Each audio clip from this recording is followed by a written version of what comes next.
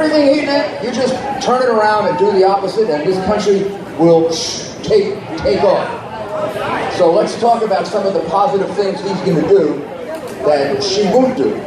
First of all, it's going to be hard for her to carry on the presidency from Dannemora prison, but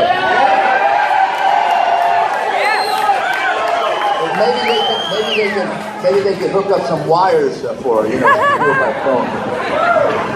Although she might destroy those, I'm not sure. So the first thing he's going to do. Yeah, that's good. Okay, he's already building it. If you know anything about Donald Trump, you have to realize he's already building the wall. Yes. He's probably been out there, you know, looking at it, surveying it. He's probably done a couple holes already. He's trying to figure out how to put sensors in the ground so that you can't dig holes. You know, they keep saying that they're going to dig holes. So he's going to put sensors in the ground so you can figure out if people are trying to burrow under. And then he's going to put cameras on top so that you can see 10 miles out people approaching the wall. He's going to increase the border patrol. Here's the simple answer. If we want to start with that. He's going to stop people from coming into this country illegally. Build the wall! There's no value in that to anyone. There's no value to us, and there's no value to the person. You just put them in some kind of a hidden underground life. Very few countries allow it, almost none. Mexico doesn't allow it. They stop you from coming into Mexico. But the United States allows people just to come right over the border. And when people can come over the border, so can drugs, so can terrorists, so can people who want to commit crimes. Doesn't mean they all are that way. But if you have 1,000 good ones and 5 bad ones, well, those 5 bad ones can do tremendous damage. So that's one of the first things he's going to do. He's going to solidify the border. He's going to do a second thing about immigration that's really important. Since we have so many illegal immigrants, some of them commit crimes. Now, you would think, once they committed crimes and they went to jail, we would send them back. We don't. They get a hearing. They get bail. They go out on bail and they kill people.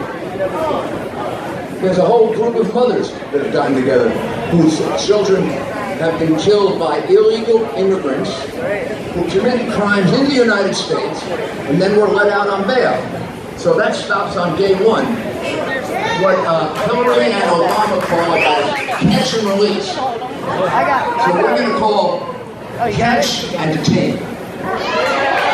You stay in the detention facility until we send you back to the country you come from.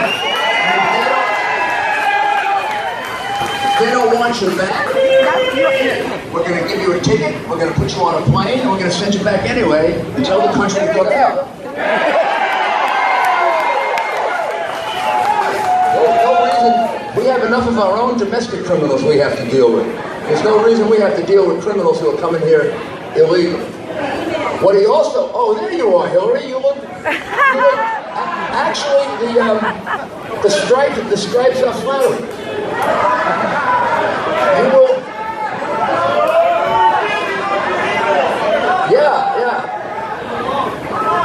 Actually, you're more attractive than she is. Well, the second thing he's going to do is he is going to lower taxes for everybody, and more for the middle class than anyone else. So she's going to raise taxes on everybody. So you got a choice.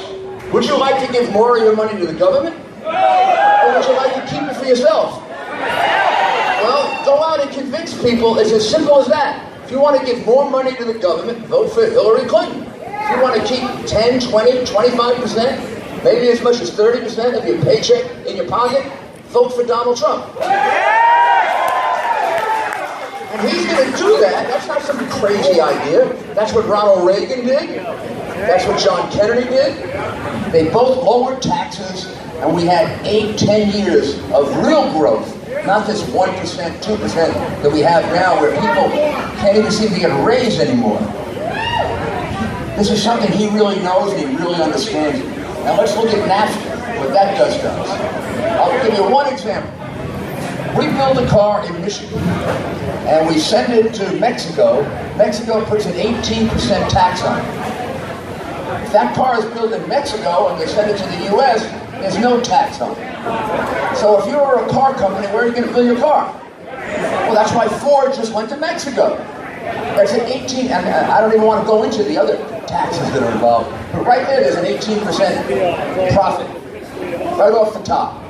Now, if you're going to do a trade agreement, shouldn't it be equal for both sides? Yeah. If they want to have no tariff, we'll have no tariff.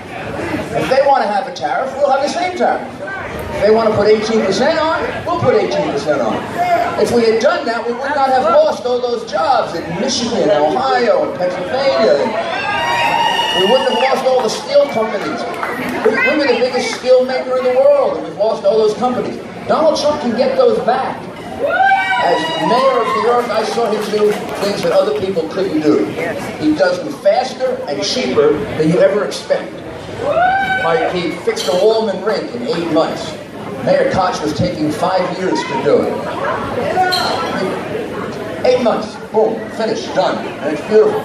To this day, a golf course, lingering around for 12 years of trying to build it. He got it built in a year. Under budget, on time. That's his motto, under budget. Actually, he likes to get it done even short of the schedule. That's what he's going to turn our government into, an efficient government, one that works for you. And I think it was Chris who said he doesn't have to